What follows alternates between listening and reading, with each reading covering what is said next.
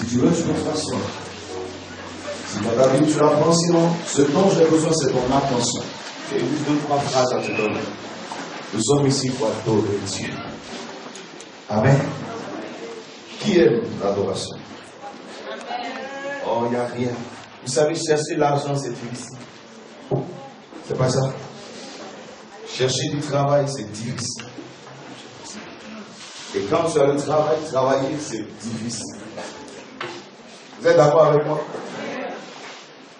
Mais il y a une chose qui est agréable, c'est l'adoration. Sans argent, on peut l'adorer. Sans travail, tu peux l'adorer. S'il y a une chose que personne ne peut te retirer, c'est la possibilité d'adorer Dieu. Même dans la fosse au lion, tu peux le célébrer. Trouver de la nourriture est plus difficile qu'adorer Dieu. Quelqu'un me comprend? En temps favorable ou non, tu peux l'adorer. Et il n'y a rien qui fait plus de bien que la présence de Dieu. Amen. Vous savez, lorsque les enfants d'Israël sortaient d'Égypte, devaient sortir d'Égypte, Dieu a dit à une phrase à Moïse, tu leur diras qu'ils sortiront pour venir m'adorer sur cette montagne.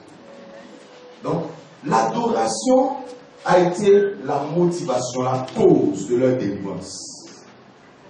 Aussi longtemps que Dieu sent en toi quelqu'un qui va l'adorer, il te délivre. Est-ce que quelqu'un comprend ce que je suis en train de dire? Aussi longtemps que Dieu sent des dispositions d'adoration en toi, il te ressort de l'humiliation. Parce qu'il n'y a que ce qui est honoré, qui a l'honneur, qui sait donner l'honneur. Quelqu'un me comprend?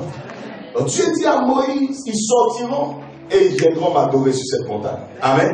Amen. Dis à quelqu'un, je sens l'adoration en moi. Dis, je sens que je suis fait pour adorer Dieu. Aussi longtemps que Dieu ressent l'adoration quelque part, il délivre le canal de l'adoration. Amen. Voilà pourquoi je te dis que parce que tu es là ce matin, ça veut dire que tu as senti l'adoration en toi. Ça veut dire que tu sens que tu es fait pour adorer Dieu. Il y a cette sémence en toi. Ta délivrance est certaine. Quelqu'un dit Amen. Quelqu'un dit Amen. Dis avec moi, ma délivrance est certaine. À cause de l'adoration. Simplement parce que tu veux l'adorer. Tu sais pourquoi tu participeras à la résurrection des morts et que tu seras enlevé de la terre? Parce que tu es fait pour adorer Dieu. Et que Dieu t'attend dans sa majesté pour l'adorer. Quelqu'un me comprend? La raison de ta délivrance, la raison de ton enlèvement, la raison de ta résurrection, c'est parce que l'adoration est en toi. Quelqu'un dit Amen. Quelqu'un dit Amen. Bouge comme ça et dit, je sens l'adoration dans mon être. Je sens que j'ai envie d'adorer Dieu. Est-ce qu'il y a quelqu'un qui aime l'adoration plus que l'argent ici? C'est pas évident. C'est pas évident. Est-ce que quelqu'un aime l'adoration plus que l'argent ici? C'est-à-dire que tu as plus de joie à entendre parler d'adoration qu'à entendre parler d'argent. Si tu vois que c'est le contraire, dis je renverse les choses. Si tu vois qu'en toi l'argent faisait plus d'effet que l'adoration, dis je renverse les choses aujourd'hui. Dis je renverse les choses aujourd'hui. Quelqu'un comprend ce que je dis? Et maintenant ils arrivent sur cette montagne. Et voilà comment Dieu va les conduire dans l'adoration. Il leur donne une note. En Genèse chapitre 20, le verset 12. Honore ton père et ta mère, afin que les jours, et ça c'est Exode 20. Honore ton père et ta mère, afin que tes jours se prolongent dans le pays que l'Éternel ton Dieu te donne. Honore, voilà le mot qui est sorti. Voilà un mot qui fait partie de l'adoration. Dieu commence d'abord par réclamer la sanctification de son nom. Quand tu veux parler d'adoration, tu ne peux pas parler d'adoration sans sanctifier le nom du Seigneur. C'est un des critères de l'adoration. Amen. Il commence par dire qu'il faut sanctifier le jour du Seigneur. Il faut respecter le jour du Seigneur, le sabbat. C'était en son temps. Et maintenant, il arrive à une troisième recommandation. Après la sanctification, la reconnaissance de son nom, la sanctification de son jour, c'est-à-dire des choses de Dieu, il commande que l'on l'honore, qu'on l'honore. Il désigne des personnes à honorer pour l'heure. Il dit ton père et ta mère. Ça veut dire que l'honneur fera partie de l'adoration. Celui qui ne sait pas honorer ne sera pas un bon adorateur. Et il y a les versets qui disent donne l'honneur à qui mérite l'honneur. Amen. Dieu ici reconnaissait qu'un père, une mère méritait un honneur. Et il disait à quelqu'un, ne vole pas l'honneur de ce père-là. Ne vole pas l'honneur de cette mère. Donne-lui son honneur. En d'autres termes, l'honneur qui te revient est reconnu par Dieu. Et Dieu favorisera que cet honneur te soit accordé. Et il n'a même pas négocié une commande. Quand il donne un ordre, ça arrive par la force. Vous voyez, quand une autorité commande quelque chose, ou bien cette autorité trouve une personne soumise, et la personne exécute volontairement l'ordre, ou bien on trouve une personne rebelle, et on t'oblige à adorer, à faire. Voilà pourquoi la Bible dit, tout genou fléchira. Les genoux volontaires et les genoux qui ne veulent pas. Quelqu'un me comprend? Il y a des gens qui fléchissent d'eux-mêmes comme nous, et il y a des démons qui vont fléchir par la force. Amen. Il y a des gens qui vont fléchir par l'autorité. Alléluia. Alléluia. En d'autres termes, l'honneur qui te revient dans la vie, aussi longtemps que tu sais honorer Dieu, ton honneur ne passera pas au-dessus de ta tête. Quelqu'un dit Amen. Quelqu'un dit Amen. Je ne sais pas qui ou qu'est-ce qui a volé une partie de l'honneur qui devait te revenir et a imposé l'humiliation à ta vie. Mais à cause de ce moment-là, il y aura un retour de cet honneur dans ta vie. Dans le nom de Jésus de Nazareth, est-ce que je peux proclamer que l'humiliation disparaît de ta vie? Que l'humiliation disparaît de ta maison? Que l'humiliation disparaît de ton existence? Quelqu'un dit Amen. Quelqu'un dit Amen. Regarde ton voisin, dis-lui, sois honoré. Dis voisin, prends l'honneur qui te revient. Quelqu'un comprend ce que je suis en train de dire? Est-ce que vous avez déjà vécu l'humiliation? Vous savez ce que c'est? Est-ce que quelqu'un a déjà été humilié? Tu sais ce que c'est? Tu vois ce que ton âme ressent? Ça ne disparaît pas de ton être. Tu t'en souviens chaque jour. Tu t'en souviens toute ta vie. Quelqu'un me comprend? Mais je suis en train de dire à quelqu'un que Dieu va ôter cette humiliation de ton existence. Oh, je n'ai pas entendu quelqu'un dire Amen. Je n'ai pas entendu quelqu'un dire Amen. Et Dieu donne un commandement. En d'autres termes, il voyait qu'il y avait des pères, il y avait des personnes dans le peuple qui méritaient l'honneur, mais à qui on ne donnait pas l'honneur. Voilà pourquoi il sort un commandement. Il dit, tu ne marcheras pas seulement avec ton père, mais tu l'honoreras. Amen. Tu ne marcheras pas seulement avec ta mère, mais tu l'honoreras. Est-ce que tu sais qu'il y a un commandement dans les cieux qui est établi pour que l'honneur te revienne quand tu mérites l'honneur? Regarde tout ce qui ne t'a pas donné l'honneur et dis tu vas obéir à la voix de Dieu. Et maintenant on dit tu vas obéir à la voix de Dieu. Regarde, Joseph était honorable parmi ses frères, mais personne ne voulait lui donner l'honneur, soi-disant qu'il est né le dernier. Soi-disant qu'il était le plus petit, l'enfant de Rachel, etc. Mais sans que ses frères n'acceptent, ils lui ont donné l'honneur. Quelqu'un me comprend? Si Dieu estime que tu mérites l'honneur, que quelqu'un refuse de te donner l'honneur, les conditions pour que la personne te donne l'honneur vont se créer. Les conditions au temps de Joseph, c'était quoi? Que Joseph prospère et que même il devienne gouverneur. Quand ses frères l'ont rencontré le gouverneur, ils ont oublié qu'ils étaient ce qu'il était leur petit frère. Je suis en train de dire à quelqu'un, Dieu va bénir ta vie. Afin que ce qui doit te donner l'honneur te donne l'honneur.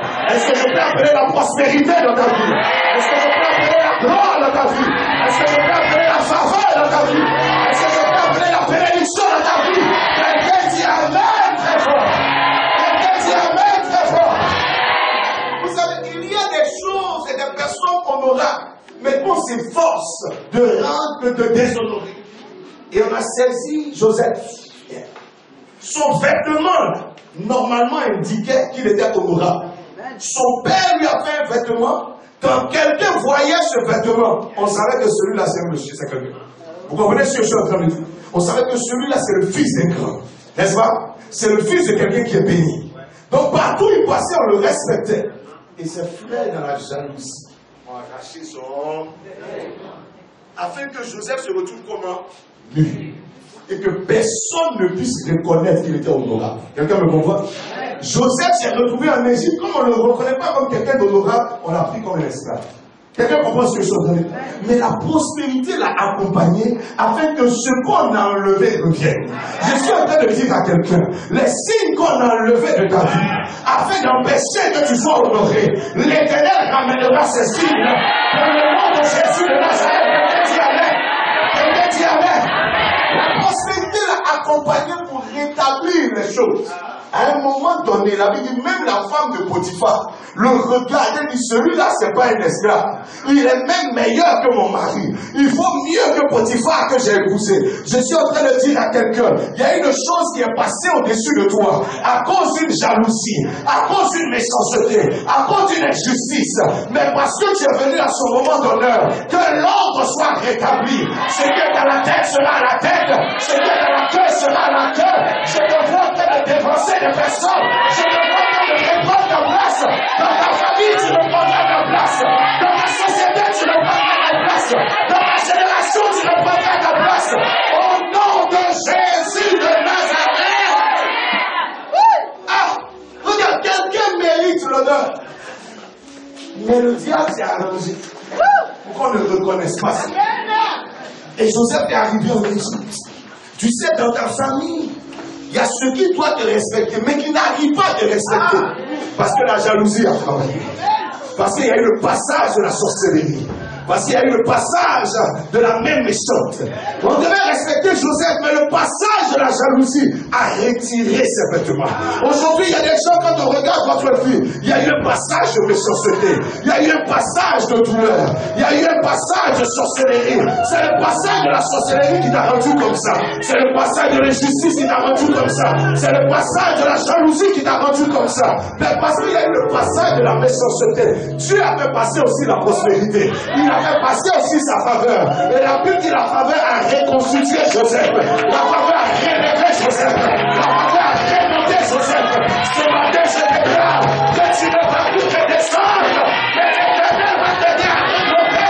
Quelque chose va passer dans ta vie. Quelque chose va passer dans ta vie.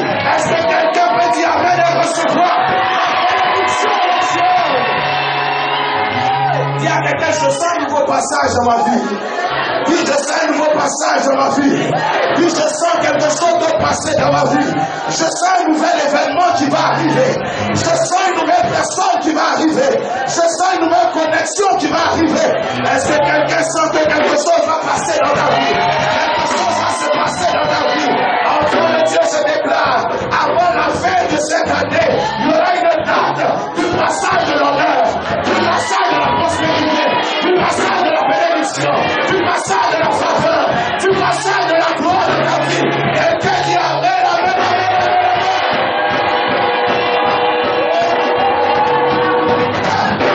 La vie actuelle, ce que tu ressens, ce que tu es, la façon dont tu marches, tout ce que tu vis, tout ce qui pèse en toi, tout ce qui s'est placé devant toi ou derrière toi, est dû à ce qui est passé dans ta vie. Si cette chose ne s'était pas passée, tu ne serais pas comme ça. Si celui-là n'était pas passé, tu ne serais pas comme ça. S'il n'y avait pas eu cette trahison, tu ne serais pas comme ça.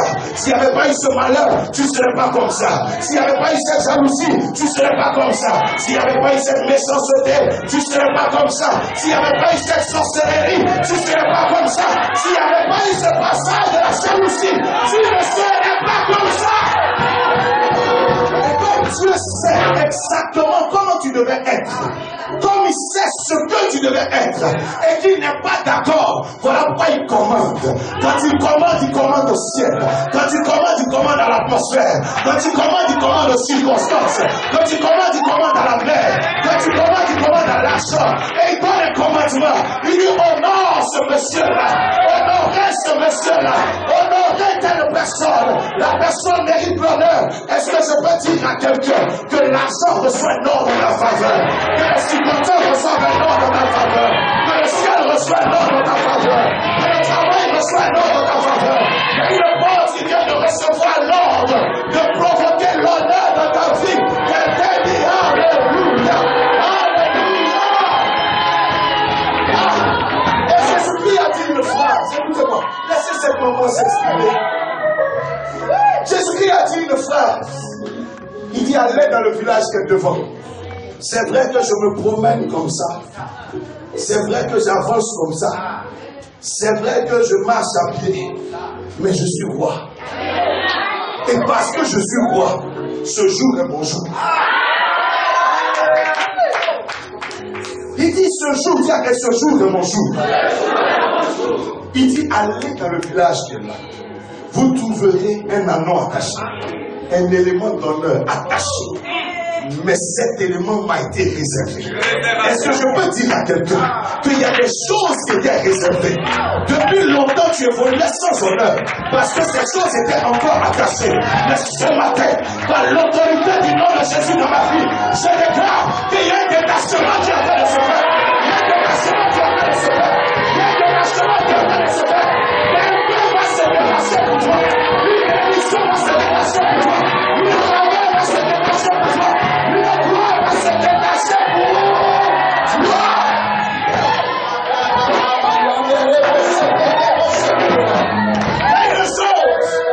Qui est attaché à quelque chose qui ne mérite pas l'honneur, que Dieu va te détacher pour venir dans ta direction. Et il ne négocie pas, il commande. Il ne commande pas, il commande. Il dit allez dans ce village-là, détachez-moi cet anneau. Est-ce que tu peux savoir que quelqu'un est en train de partir dans un village, quelqu'un est en train de partir dans une société, quelqu'un est en train de partir dans une ville, quelqu'un est en train de partir dans un pays, quelqu'un est en train de partir dans une gloire pour détacher quelque chose pour toi. Au moment où tu dis amen, sois libéré. Au moment où tu dis amen, sois localisé. Au moment où tu dis amen, sois localisé.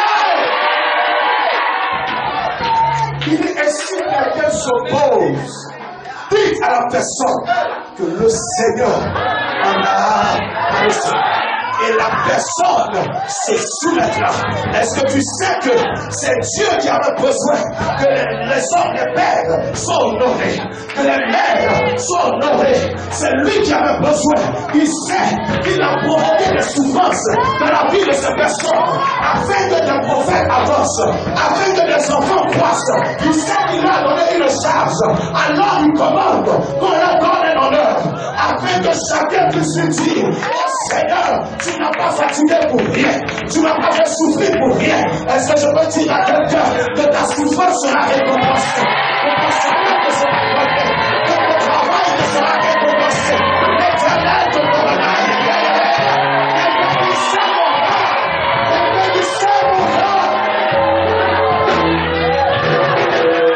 Et je termine avec un verset dans le livre de Malachie, au chapitre 1, le verset 6. Un fils honore son père et serviteur son maître. Si je suis père, où est l'honneur qui m'est dû? Et Dieu a pris d'abord le soin de faire donner l'honneur aux hommes qui méritent l'honneur. Mais maintenant il dit en fait, en vérité, c'est moi qui suis père. Et si je suis père, que j'ai fait donner le respect aux parents, que moi j'ai fait donner l'honneur aux hommes qui sont sur la terre, et moi qui suis en vérité le père, où est l'honneur qui m'est dû?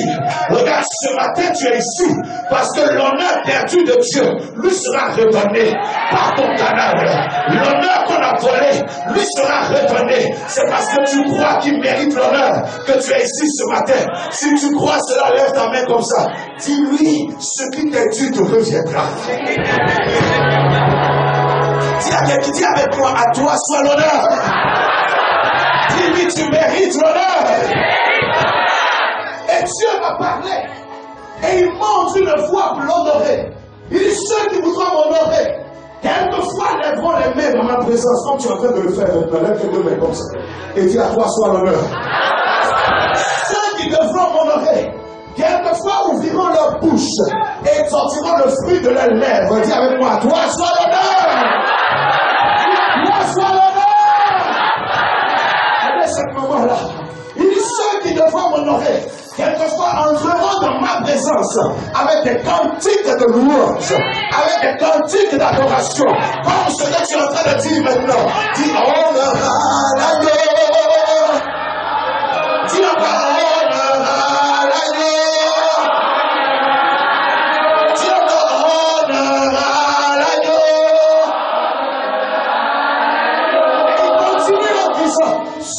quelquefois m'honorer, quelquefois entreront dans ma présence avec leur offrande d'honneur. Il dit, si je suis Père, où est l'honneur qui me tue? Pourquoi vous entrez dans ma présence avec des animaux à pattes cassées? Est-ce que je peux croire que quelqu'un, ce matin, honorera Dieu avec une action d'honneur?